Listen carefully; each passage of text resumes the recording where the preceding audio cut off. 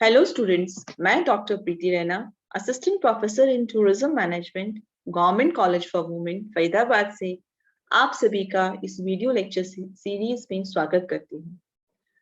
Fourth semester के paper medical tourism जो हम कंटिन्यू कर रहे हैं, उसका टॉपिक आज का है medical tourism in Asia. Medical tourism की हम बात करें तो हम सभी जानते हैं कि जब कोई टूरिस्ट या जब कोई पर्सन अपना ट्रीटमेंट कराने के लिए दूसरे कंट्री जा रहा है, वहां उसका ट्रीटमेंट किसी डिजीज से रिलेटेड है, कोई फिजिकल डिसेबिलिटी से रिलेटेड है या कोई ऑर्गन ट्रांसप्लांट से रिलेटेड है, किसी भी रीजन से हो सकता है, तो हम उसको बेसिकली मेडिकल टूरिज्म जो है वो कहते हैं। और आज के समय में ये जो है मूवमेंट जो है वो काफी इंक्रीज हो चुका है।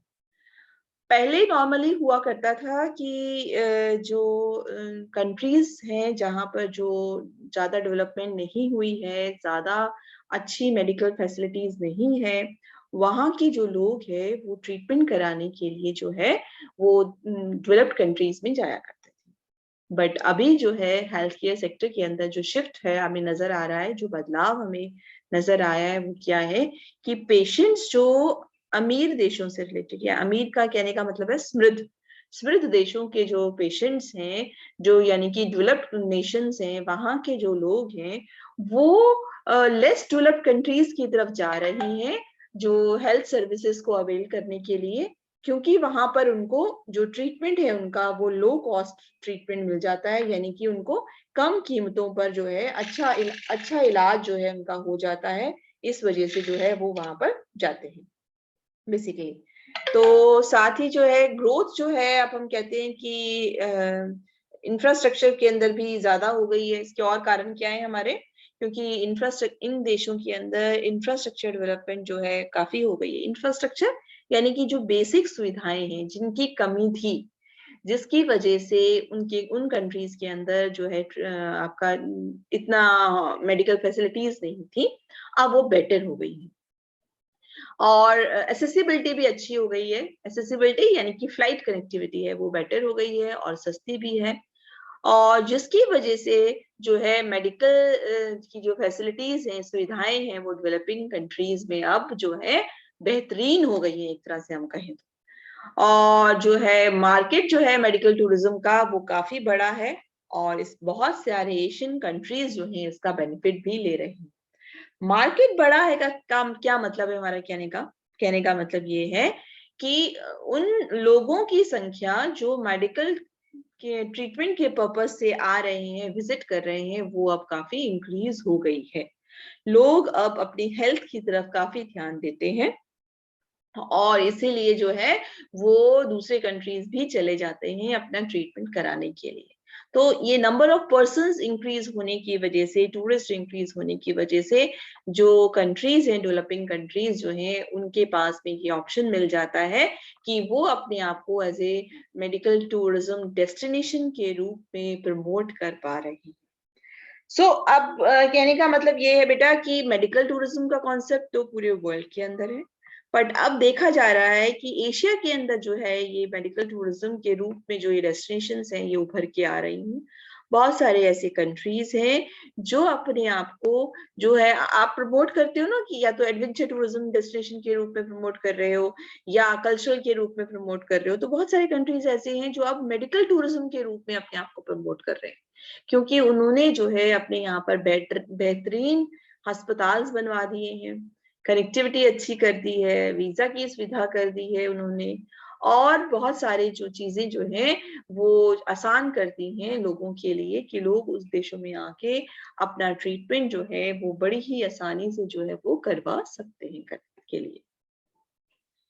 तो इसी तरह से हम देखते हैं कि एशिया, जो कि हम कहते हैं कि वहां के जो रेतीले जो बीचेस हैं, या वहां की जो प्राचीन इतिहास है, वहां के रेस्टोरेंट्स हैं अवार्ड विनिंग, मतलब बहुत ही बेहतरीन जो है, जिनको प्राइजेस भी मिल चुके हैं, जिनका नाम है, सिर्फ उसके लिए नहीं जाना जाता, सिर्फ टूरिस्ट उसके लिए नहीं आ रहे हैं, बल्कि जैसे कि एग्जाम्पल के लिए थाईलैंड है, मलेशिया है, वो वहां पर आप ये मानो कि बीच या एंशिएंट हिस्ट्री के लिए नहीं आ रहे, बल्कि वो हेल्थ केयर के लिए भी आ रहे हैं।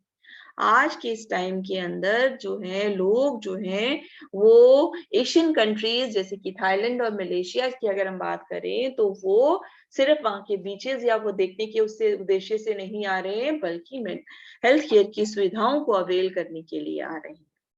तो मेडिकल टूरिज्म जो है वो आज के समय में हम बोलते हैं it is a booming industry in Asia. Booming बहुत ज्यादा इसके अंदर ग्रोथ है जो है एशिया के अंदर, और हम इसके लिए धन्यवाद करते हैं क्योंकि यहाँ के जो चीप प्राइसेस हैं, कम कीमतें जो हैं, इक्विपमेंट्स जो हैं बहुत बेहतरीन हैं और इंफ्रास्ट्रक्चर बहुत अच्छी है जो कि एनकरेज करती है लोगों को कि वो अपना चेकअप कराने के लिए इन देशों में जाएं। तो अब हमें ये आपको भी क्लियर हुई होगी बात कि भी हम जो एशिया के अंदर जो बात कर रहे हैं वो क्यों कर रहे हैं, क्योंकि ये देशों के अंदर पहले हम देखते थे कि जो है सिर्फ बीचेस देखने के लिए या आकर्षण जो है वहां के देखने के लिए आते थे, बट अब ऐसा नहीं है क्योंकि अब यहाँ पर बेहतरीन इक्विपमेंट्स अवेलेबल हैं, बेहतरीन डॉक्टर्स अवेलेबल हैं, अच्छे हॉस्पिटल्स अवेलेबल हैं, साफ सफाई है, कम कीमतों पे इलाज हो जाता है, सर्जरीज हो जाती हैं। तो ये एक बड़ा कारण बन चुका है जिसकी वजह से जो टूरिस्ट है वो इन देशों की तरफ अट्रैक्ट हो रहा है। ठीक है, आई होप इट्स क्लियर। और इसी तरह से हम देखते हैं कि जो एशिया पैसिफिक रीजन का जो साइज है मेडिकल टूरिज्म मार्केट में अगर हम देखें तो लगभग हमें इससे कितना फायदा हो रहा है, $7.79 बिलियन 2020 के अंदर हुआ है। और ये अंदाजा लगाया जाता है कि ये जो है 22.4% इसमें बढ़ोतरी होगी और 2025 तक जो है ये कितना हो जाएगा बेनिफिट, हमें 19.87 बिलियन पहुंच जाएगा। यानी कि मेडिकल टूरिज्म से होने वाली अर्निंग या इनकम जो है जो हो 2020 में डाटा बताता है कि वो 7.79 यूएस डॉलर बिलियंस के अंदर है, वो 19.87 बिलियन डॉलर्स जो है वो हो जाएगी। तो इससे आप सब अंदाजा लगा सकते हैं कि ये सेक्टर जो है मेडिकल टूरिज्म के अंदर इसमें काफी ग्रोथ नजर आ रही है। अब हम बात करते हैं कि बेसिकली जो है जैसे कि हम देखें इससे पहले कि हम पढ़ें कि कौन से फैक्टर्स हैं, उससे पहले हम ये देखते हैं कि इवन जो है साउथ ईस्ट एशियन जो हेल्थ केयर मार्केट जो है उसमें काफी फैलाव नजर आ रहा है, काफी तेजी से जो है बढ़ोतरी हो रही है उसके क्षेत्रों के अंदर। स्पेशली जो हमारा प्राइवेट सेक्टर है मेडिकल टूरिज्म के अंदर वो काफी अच्छा काम कर रहा है इसके अंदर। और ये जो है हॉस्पिटल्स हैं, प्राइवेट हॉस्पिटल्स हैं, उनको काफी अर्निंग हो रही है। हम देखते हैं कि 40 से 55% जो प्राइवेट हॉस्पिटल जो है अर्निंग जो है उनकी वजह से हो रही है, प्राइवेट हॉस्पिटल्स की वजह से किसी भी कंट्री के अंदर। जैसे कि सिंगापुर और मलेशिया की अगर हम बात करें स्पेशली, और थाईलैंड की बात करें, तो इन देशों में जो प्राइवेट सेक्टर्स हैं, प्राइवेट हॉस्पिटल्स जो हैं, वो जो मेडिकल टूरिज्म से हमें इनकम हो रही है उसका 40 to 50% जो है हमारा वो उनका शेयर है हमारा। इंडिया के अंदर मेडिकल टूरिज्म जो है जो टोटल 25% रेवेन्यू जो है हमारे को मेडिकल टूरिज्म से मिल रहा है। और फिलीपाइंस, साउथ कोरिया और ताइवान जो है उनकी इनकम जो है 10 से 15% जो है वो मेडिकल टूरिज्म की वजह से हो रही है। तो ये सब चीजें जब हम देखते हैं कि भाई ये क्यों हो रही है, इनकम क्यों हो रही है, तो हमें जानने की भी जरूरत पड़ती है कि ये बेसिकली जो है क्या रीजंस हैं जिसकी वजह से ये इंक्रीज हो रहा है। इसके अलावा जो है हम देखते हैं कि भाई ये फैक्टर्स को जज करने के लिए जो हम देख रहे हैं कि वो फैक्टर्स वो जो कि जिनकी वजह से medical tourism south east Asia countries में ज्यादा हो रहा है। तो बहुत सारे रीजंस हैं इसके लिए। अगर हम नॉर्मल को पॉइंट्स में लेके चलें तो एक है हमारे पुश फैक्टर्स और एक होते हैं पुल फैक्टर्स। पुश क्या बोलते हैं बच्चों, हम दरवाजे को अगर हम किसी चीज को हमें धक्का देना है तो हम बोलते हैं पुश। पुल क्या होता है, बाहर की तरफ खींचना। ठीक है, तो पुश का मतलब हो गया क्या चीज है जो हमें धकेल रही है कि हम किसी कंट्री के अंदर ट्रीटमेंट कराने जाएं। पुल फैक्टर्स क्या है, क्या चीज है जो हमें आकर्षित कर रही है। ठीक है, तो इन दोनों को ही हम पढ़ते हैं। तो पहला है हमारा बेटा पुश फैक्टर्स। फर्स्ट जो हम पढ़ रहे हैं वो हमारा क्या है, टर्म है हमारा पुश फैक्टर्स है हमारा, ये है हमारा पुश फैक्टर्स। तो वेल्दी पेशेंट्स जो हैं इमर्जिंग कंट्रीज के अंदर जो है वो हाई क्वालिटी की केयर जो है या हाई स्टैंडर्ड जो है की चीजें जो हैं वो अवेल करना चाहते हैं, और जो है मेडिकल टूरिज्म डेस्टिनेशंस जो है जो इस तरह की चीजें ऑफर कर पा रही हैं, तो लोग वहां जा रहे हैं। तो मेडिकल मिडिल क्लास जो थी, जो कि पेशेंट जो है डेवलप्ड कंट्रीज के अंदर जो है वो ये सोचते हैं कि हम हमारा यहाँ का जो हेल्थ सिस्टम केयर सिस्टम जो है वो वहां पर उनको बहुत लंबे समय तक जो है रुकना पड़ता है ट्रीटमेंट कराने के लिए, तो वो क्या सोचते हैं कि वो बाहर की कंट्रीज में जाए। तो हमने बोला था, क्या बोला था हमने, पुश फैक्टर्स बेसिकली हमने बोला था। तो यानी कि जब हमारे कंट्री के अंदर, किसी भी कंट्री के अंदर सपोज करो ट्रीटमेंट के लिए बहुत लंबी कतारें हैं, ट्रीटमेंट कराने के लिए बहुत लंबी लंबी लाइनों में लगना पड़ता है, बहुत कई महीनों का अपॉइंटमेंट मिलता है, तो ये एक कारण है जो हमें पुश करेगा कि हम ऐसी जगह ढूंढें जहां हमारा वेटिंग टाइम कम हो। समझ आ गया आपको इस पुश का मतलब क्या कह रहे हैं?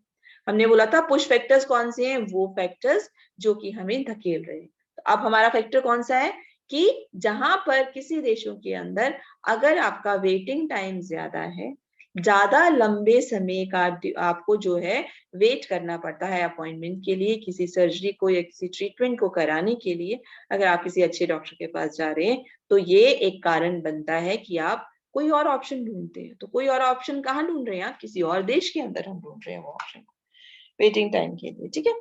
सो दे शॉप आउटसाइड, इसलिए वो क्या करते हैं दूसरी जगहों से उस चीजों को ढूंढते हैं, ताकि वो देखते हैं कि कहाँ पर उनको इस तरह की सर्विसेज जो है सिंपली जो है वो अवेलेबल हो सकती है। ये पहले चीज हो गई पुश फैक्टर्स की। इसी तरह से हमारा नेक्स्ट पॉइंट है कि जो हेल्थ केयर के जो इंश्योरेंस करते हैं वो मोटिवेट करते हैं पेशेंट्स को कि वो कॉस्ट इफेक्टिव जो जहां पर रहे उनका ट्रीटमेंट, इस तरह की प्रोविजन जो है अगर उनको बाहर के देशों में मिल रहे हैं तो वो उसके लिए जो है करने के लिए जाते हैं। तो दूसरा क्या था? इंश्योरेंस। क्लियर करो पहले हमारी बात को। हमने सबसे पहला फैक्टर आपका क्या लिया पुश फैक्टर्स के अंदर? एक तो था हमारा वेटिंग टाइम, ठीक है, वेटिंग टाइम है हमारा। दूसरा फैक्टर्स हमारा हमने क्या लिया है? हमारा है इंश्योरेंस, राइट। तो इंश्योरेंस कंपनीज जो हैं आपकी, अगर वो ये आपको बताती हैं कि जितना आपका लिमिट है उस लिमिट के अंदर आप अपने कंट्री के अंदर जो है वो ट्रीटमेंट जो है कराना आपको बहुत ही महंगा पड़ेगा, नहीं हो पाएगा, और इसका वो ऑल्टरनेटिव देते हैं कि वो किसी और कंट्री में जाके अगर ट्रीटमेंट कराए तो वो ट्रीटमेंट उनको सस्ता पड़ सकता है। जैसे फॉर एग्जाम्पल किसी को अपनी हार्ट सर्जरी करानी है, राइट, मैं सपोज यूएस में रहती हूँ और मुझे अपनी हार्ट सर्जरी करानी है। मेरी हार्ट सर्जरी कराने की जो कॉस्ट है वो $10,000 है मेरे कंट्री के अंदर, ठीक है। मेरा जो इंश्योरेंस है वो है $5,000 का, ठीक है जी। अब बताओ, इसका मतलब मुझे अपने कंट्री के अंदर ट्रीटमेंट कराने के लिए $5,000 ही इंश्योरेंस कंपनी दे रही है, तो बाकी 5,000 मुझे अपनी जेब से देने पड़ेंगे जो मेरे पास भी नहीं है। तो मैं क्या करूंगी? मैं अब ऐसा जगह ढूंढूंगी जहां पर कि मेरे को जो $5,000 इंश्योरेंस किया हुआ है उसी वैल्यू के अंदर मेरा इलाज हो सके। तो क्या किया मैंने नेट को सर्च किया। नेट को सर्च करने पे मेरे को नजर आया कि जो हमारे एशियन कंट्रीज हैं, फॉर एग्जांपल हमारा इंडिया है, थाईलैंड है, मलेशिया है, सिंगापुर है, वहां अगर मैं जाती हूँ तो मेरा ट्रीटमेंट $5,000 के अंदर बहुत आसानी से अच्छे अस्पताल के अंदर, अच्छे डॉक्टर की देखरेख के अंदर जो है, और बिल्कुल साफ सफाई भी है वहां पर, सारा जो है मेरा ट्रीटमेंट हो सकता है पॉसिबल। तो आप समझिए, मैं प्रेफर करूंगी उसी जगह को, तो इसका मतलब मैं क्या करूंगी? मैं अपने कंट्री में ट्रीटमेंट नहीं कराऊंगी, बल्कि उसके लिए किसी भी एशियन कंट्रीज में अपनी बुकिंग करा लूंगी, राइट। इसी तरह से बिल्कुल क्लियर हो गया। और यही इसी तरह से अगर आपको लग रहा था कि भाई मेरे कंट्री में टाइम अगर उस लिमिट में हो रहा है पर टाइम ज्यादा लग रहा है, तो भी मेरा वही चॉइस रहेगा। तो ये कोई भी फैक्टर आपको पुश करता है। इसी के अलावा मोरोवर जो नेशनल हेल्थ इंश्योरेंस जो है डेवलप्ड कंट्रीज के अंदर, वो हम कहते हैं कि बहुत सारी टाइप की सर्जरीज हैं उनको कवर नहीं करता। जैसे कि हम बात कर रहे हैं कॉस्मेटिक सर्जरी या डेंटल सर्जरी। तो बहुत सारे जो डेवलप्ड कंट्रीज हैं वहां पर ये दो टाइप की जो सर्जरीज हैं वो उसमें कवर नहीं होती है। कौन कौन सी हमने बोला? डेंटल सर्जरी और प्लास्टिक सर्जरी या कॉस्मेटिक सर्जरी नहीं होती। तो वो ट्रीटमेंट कराने के लिए भी हमारे पास ऑप्शन है कि हम दूसरे कंट्री में ही जाएं। तो यानी कि ये फैक्टर्स, एक तो हमारा वेटिंग का फैक्टर, एक आ गया हमारा इंश्योरेंस का फैक्टर हो गया, और एक आ गया हमारा या तो कॉस्मेटिक सर्जरी या तो हमने बोला डेंटल सर्जरी। इनको कराने के लिए हम क्या करते हैं, ये कारण हमें धकेलते हैं कि हम ऐसा ऑप्शन ढूंढे जो देश के बाहर हमारा अरेंजमेंट हो जाए। क्लियर? चलिए अब हम बात करते हैं हमारे पुल फैक्टर्स की। पुल फैक्टर्स वो हैं जो हमें खींचेंगे अपनी तरफ। तो वो कौन से फैक्टर्स हो सकते हैं? जो गवर्नमेंट्स हैं वो दूसरे देशों की वो एक्टिवली प्रमोट कर रही हैं अपने देशों को कि जो आपके हॉस्पिटल्स हैं जो हैं उनकी जो सेवाएं हैं उनके बारे में जो है वो नेट पे इंफॉर्मेशन डालते हैं, और जो है उनका जो सिस्टम है वो उसके अंदर वो पूरी इंफॉर्मेशन देते हैं कि उनकी जो सर्विस कंपनीज हैं वो ऑफर करती हैं कि उनके देश के अंदर उनके जो है हॉस्पिटल्स में कौन से इनोवेटिव प्रोडक्ट्स अवेलेबल हैं, और नेट के थ्रू आपको पूरी चॉइस मिलती है कि किस कंट्री के अंदर किस टाइप की ट्रीटमेंट होती है, वो कितने कॉस्ट में हो जाएगी, आपको जो है आपके रिक्वायरमेंट के अकॉर्डिंगली आपके लिए क्या ठीक रहेगा। तो टेक्नोलॉजिकली जो एडवांसमेंट इतनी हो गई है जिसकी वजह से जो है आपको ये सारी आसानियां हो जाती हैं, और जो दूसरे देश जो हैं वो अच्छे फिजिशियंस को हायर कर रहे हैं, अच्छे टेक्नीशियंस और नर्सेस को भी हायर कर रहे हैं। यानी कि उन कंट्रीज के अंदर, एशियन कंट्रीज के अंदर जो डॉक्टर्स हैं, जो नर्सेज हैं, जो स्टाफ है वो जो है वो बहुत ही बेहतरीन है, और उनको ट्रेनिंग मिली हुई है इंटरनेशनल स्टैंडर्ड्स के अकॉर्डिंगली, जिससे कि जो है वहां के आप नई सर्विस प्रोवाइडर्स जो हैं आपको मिल रहे हैं कि आपके कंट्री के अंदर जिस टाइप की ट्रीटमेंट होती है उसी लेवल का जो है अच्छा ट्रीटमेंट जो है एशियन कंट्रीज वाले भी प्रोवाइड करा रहे हैं। यानी जो एक तरह से होता है ना स्टैंडर्ड को मीट करना। अब हमने पता है कि डेवलप्ड कंट्रीज है उनका स्टैंडर्ड हाई है, साफ सफाई बिल्कुल आपका जो है, और जो है आपको ये सुविधा हो कि आपकी भाषा के अंदर जो है डॉक्टर आपकी बात को समझ ले, ये हो आपकी आपके पास अवेलेबल हो, आज जो है आपका वेटिंग टाइम ना हो, और भी बहुत सारी चीजें। तो ये जो भी स्टैंडर्ड जो होते हैं ना, किस टाइप का काम आपके यहाँ पर किया जा रहा है, आपकी सर्जरी हो गई उसके बाद आपको डॉक्टर अटेंड कर रहा है कि नहीं कर रहा है, इस तरह की सारी चीजों की जो सुविधाएं हैं वो जो है उनके बारे में जो है ये एशियन कंट्रीज जो हैं वो इंफॉर्मेशन जो है वो सबको दे रहे हैं। जो इंटरनेट आप कह सकते हो वो इंफॉर्मेशन अवेलेबल है, तो जब आप उसे देखते हो तो ये चीज आपको आकर्षित करती है। जब आप साइट खोला आपने देखा हाँ ये कंट्री अच्छा, यहाँ इतने अच्छे अच्छे डॉक्टर्स है, वाओ इतनी क्वालिफाइड है, इनकी इतनी अच्छी क्वालिफिकेशन है, बाहर से इन्होंने कर रखा है, एमडी है, ये तो स्पेशलाइज्ड है, इसको तो अवार्ड भी मिला हुआ है। इस तरह की जब आप सारी चीजें देखते हैं तो क्या करेंगे, आपके पास चॉइस हो जाती है, बेस्ट चॉइस आप चूज कर पाते हैं। राइट? ये हो गया आपका पहला पॉइंट कि जो पुलिंग फैक्टर जो है आपका क्या रहा, आपके जो आपके क्वालिफाइड जो हैं एक तरह से आपके डॉक्टर्स हो गए या स्टाफ हो गया, वो सारी चीजें हो गई। इसी तरह से दूसरा है आपका जो है आपकी कनेक्टिविटी में हम बात करते हैं एयरलाइंस। ठीक है, तो अब जो है इंटरनेशनल एयरलाइंस को अफोर्ड करना, उनके किराए को अफोर्ड करना आसान हो गया है, क्योंकि ये एक इम्पॉर्टेंट रोल प्ले कर रहा है कि दूसरे कंट्रीज के साथ कनेक्टिविटी जो है वो बेटर हो गई है, तो जिससे कि आप दूसरे देशों के अंदर जो है जाके अपना ट्रीटमेंट करा सकते हो, क्योंकि कहीं पर भी कराना है तो कनेक्टिविटी तो होनी चाहिए ना, नंबर ऑफ फ्लाइट्स जो है उनकी अवेलेबिलिटी क्या है, वो सारी चीजें जो है वो बेटर हो गई हैं। तो फाइनली हम कहते हैं कि बहुत सारे जो राष्ट्र जो हैं किसी भी क्षेत्र के अंदर मेडिकल टूरिज्म के अंदर जो है वहां पर जो है रिसोर्सेज बहुत बेटर हो चुके हैं, और इसी तरह से हम देखते हैं कि जो मिनिस्ट्री ऑफ टूरिज्म है थाईलैंड के अंदर, मलेशिया के अंदर या इंडिया के अंदर भी, ये बहुत ही तेजी से जो है एग्रेसिवली प्रमोट कर रही है मेडिकल टूरिज्म को। यानी ये अपने कंट्री को as a medical tourism destination के रूप में प्रमोट कर रही है। और इसी तरह से जो है प्राइवेट हॉस्पिटल चेन्स जो हैं या जो इन्वेस्टर्स हैं वो भी देख रहे हैं कि मेडिकल टूरिज्म जो है एशिया पैसिफिक रीजन के अंदर एक अच्छी बिजनेस अपॉर्चुनिटी है। तो अवसर है, मौका है उनके पास में, इसलिए वो मेडिकल टूरिज्म से रिलेटेड जो इंफ्रास्ट्रक्चर है, इक्विपमेंट्स है, स्टाफ है या जो सर्विसेज हैं उसके अंदर जो है वो इन्वेस्ट कर रहे हैं। तो इस तरह से प्राइवेट सेक्टर भी आगे आ रहा है, क्योंकि private sector wants it's business profit earning, वो प्रॉफिट चाहिए उनको। अब उनको नजर आ रहा है कि जो हमारा मेडिकल टूरिज्म सेक्टर है यहाँ बहुत प्रॉफिट है, तो वो उस तरफ जो है वो इंक्रीज हो रहे हैं। चलिए नेक्स्ट हम पढ़ते हैं। हमने देखा कौन से फैक्टर्स है जो प्रमोट कर रहे हैं, पर साथ ही जो है कुछ चैलेंजेस भी होते हैं। किसी भी चीज के अंदर चैलेंजेस भी होते हैं जो आपको फेस करने होते हैं, कि जो है कुछ मुश्किलें जो सामने आती हैं वो फेस करनी होती हैं।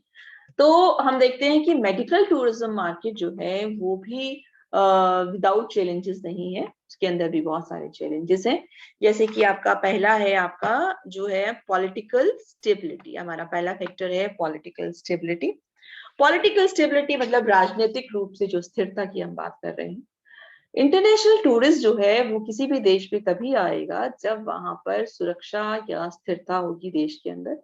अगर स्थिरता नहीं होगी तो दंगे होंगे, कोई ना कोई परेशानियां होंगी सरकार की से रिलेटेड, और ट्रेवल करना आसान नहीं होगा अगर वहां पर पॉलिटिकल अनरेस्ट होगा तो। ठीक है, जैसे थाईलैंड है या मलेशिया जो है उसका उन अगर अगर कई किसी देशों के अंदर अनरेस्ट की वजह से आपका जो क्या होता है उसका इम्पैक्ट जो है बहुत ज्यादा पड़ता है, सरकारों की उथल पुथल हो रही है, तो उस रीजन से जो है। तो ये एक चैलेंज है कि भाई पॉलिटिकल स्टेबिलिटी जो है अगर नहीं है देश के अंदर तो वो टूरिस्ट जो है उस तरफ नहीं आएगा। इसी तरह से दूसरा एक चैलेंज है आपके सामने स्टाफ शॉर्टेज का भी। ये भी एक चैलेंज होता है, क्योंकि जो हमारे पास ट्रेन्ड क्लिनिकल स्टाफ जो है वो डॉक्टर्स हो या नर्सेज हो, वो भी उनकी नंबर कितना है, यानी कि जैसे जैसे हमारे यहाँ मेडिकल टूरिस्ट का नंबर अगर इंक्रीज हो रहा है और क्वालिटी ऑफ केयर की जो है हम एक्सपेक्ट करते हैं उनसे, तो ये भी जरूरी है देखना कि क्या आपके देश के अंदर, जो आपके देश यानी कि जो देश मेडिकल टूरिज्म को प्रमोट कर रहा है उसके पास में इनफ ट्रेन स्टाफ है या नहीं है। क्योंकि हॉस्पिटल्स इसके लिए जो है, हॉस्पिटल्स को जो है बहुत सारे विदेश के जो फिजिशियंस हैं जो है उनके साथ में कोलैबोरेट करना पड़ता है, वेस्टर्न हॉस्पिटल्स के साथ में करना पड़ता है, क्योंकि उनके यहाँ पर बहुत सारी चीजों की शॉर्टेज होती है। इसी तरह से जो है ये देखने की आवश्यकता होती है कि जो ऑपरेशनल प्रोसेस है उसके अंदर आपको इक्विपमेंट्स के लिए भी इन्वेस्ट करना पड़ता है।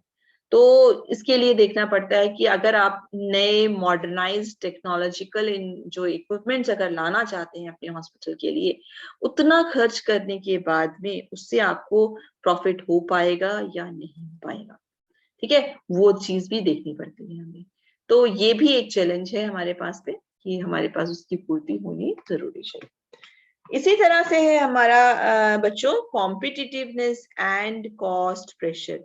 तो कॉम्पिटिटिवनेस एंड कॉस्ट प्रेशर जो है हमारा वो क्या कहता है कि increasing number of hospitals and investors offering global health care services जो है, यानी कि ग्लोबल लेवल पर जो हेल्थ केयर सर्विसेज प्रोवाइडर्स हैं, हमारे हॉस्पिटल्स हैं या इन्वेस्टर्स हैं, ये काफी ज्यादा हो गए हैं। इनमें काफी कंपटीशन है देशों के बीच में, जिसकी वजह से प्राइस के ऊपर जो है एक तरह से कंपटीशन जो है वो बना रहता है। तो ये भी एक बार प्रॉब्लम रहती है, चैलेंज रहता है कि भाई अगर हमें प्राइस कम करना पड़े तो क्या हम क्वालिटी को मेंटेन कर पाएंगे, क्योंकि अच्छी क्वालिटी को मेंटेन करने के लिए खर्चा तो आता ही आता है। तो ये एक चैलेंज होता है कि अच्छी क्वालिटी को मेंटेन भी रखा जा सके और प्राइस को भी हम कंपटीशन के अकॉर्डिंगली रख सके। तो इनके अंदर बैलेंस बनाना जो है ये एक चैलेंज जो है हमेशा से बना आया है। तो हम कहते हैं कि इसलिए जो सक्सेस जो है या सफलता है वो इस बात पर डिपेंड करती है कि किसी भी देश के अंदर गवर्नमेंट और प्राइवेट सेक्टर जो है किस तरह से मिलकर काम करता है, और जो अपने मेडिकल टूरिज्म का जो सिस्टम है उसको किस तरह से जो है बेहतरीन बना पाता है, वो इस बात पर डिपेंड करता है। तो बच्चों, आपने देखा कि हमने बात की कि मेडिकल टूरिज्म जो है हमारे एशिया के कंट्रीज में अगर हमने देखा, तो हम आपको एक बार दोबारा से चलते हैं इसी बात पर कि हम देखते हैं कि हेल्थ केयर जो सेक्टर है उसके अंदर जो है हमें बदलाव जो है वो नजर आ रहा है कि जो पेशेंट्स जो हैं वो हमारे जो है रिचर कंट्रीज से जो है वो डेवलपिंग कंट्रीज की तरफ आ रहे हैं। और इसका रीजन ये है क्योंकि इंफ्रास्ट्रक्चर और अवेलेबिलिटी, एसेसिबिलिटी जो है वो काफी इंक्रीज हुई है। तो इसलिए बहुत सारे कंट्री, चाहे वो थाईलैंड है या मलेशिया है, वहां सिर्फ जो है टूरिस्ट जो है लेजर पर्पस के लिए नहीं जा रहे हैं। लेजर पर्पस जैसे कि बीच देखने के लिए या जो है आपकी हिस्ट्री देखने के लिए जो है उस पर्पस से नहीं जा रहे हैं, बल्कि जो है वो हेल्थ केयर के लिए भी यहाँ पर आ रहे हैं।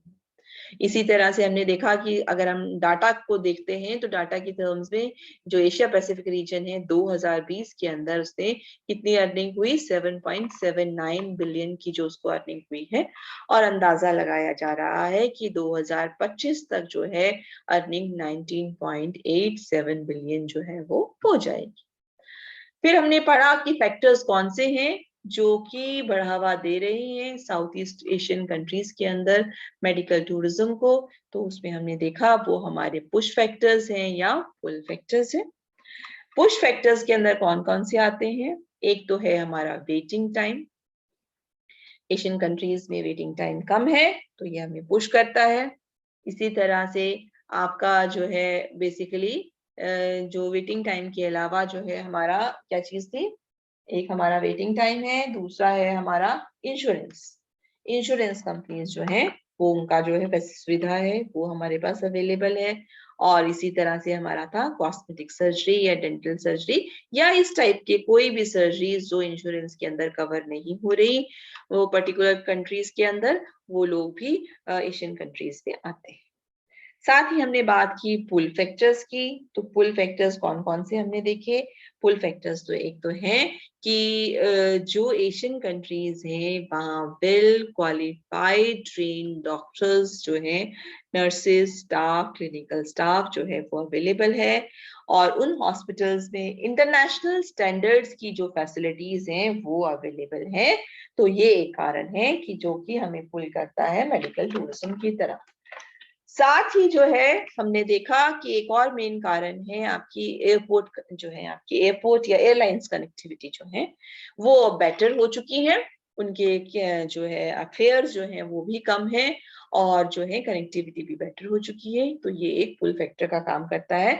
यानी कि ये सभी वो फैक्टर्स हैं जिनकी वजह से मेडिकल टूरिज्म जो है साउथ ईस्ट एशियन कंट्रीज के अंदर जो है बढ़ रहा है, जो है नंबर ऑफ टूरिस्ट जो है वो इंक्रीज हो रहे हैं।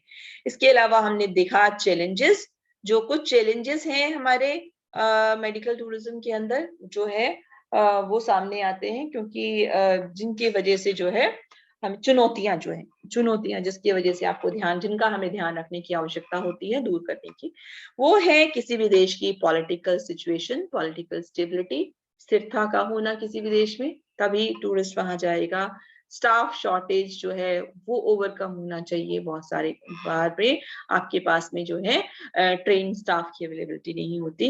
इसी तरह से कॉम्पिटिटिवनेस एंड कॉस्ट प्रेशर जो है, कंपटीशन को ज्यादा होने की वजह से जो है आप कॉस्ट को कई बार कम रखते हो, पर कॉस्ट प्रेशर की वजह से क्वालिटी पर समझौता ना हो, ये भी एक चुनौती जो है वो रहती है हमारे लिए।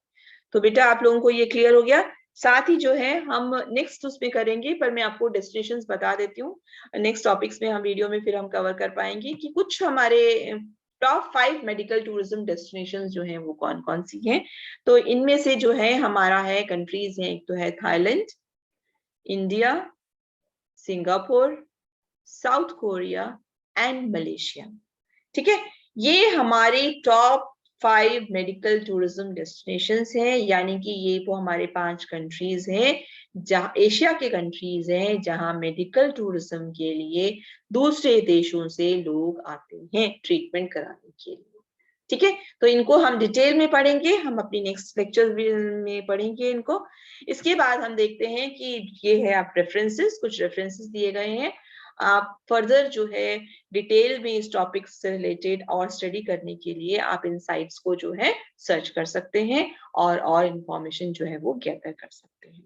ठीक है बच्चों, तो ये टॉपिक जो है आपका लेटेस्ट टॉपिक है मेडिकल टूरिज्म का। ये टाइप का टूरिज्म जो है वो काफी ग्रो कर रहा है, तो इसके बारे में अच्छी तरह से लर्न कीजिएगा। एंड आई होप आप लोगों को ये क्लियर हो गया है। So keep learning and happy learning.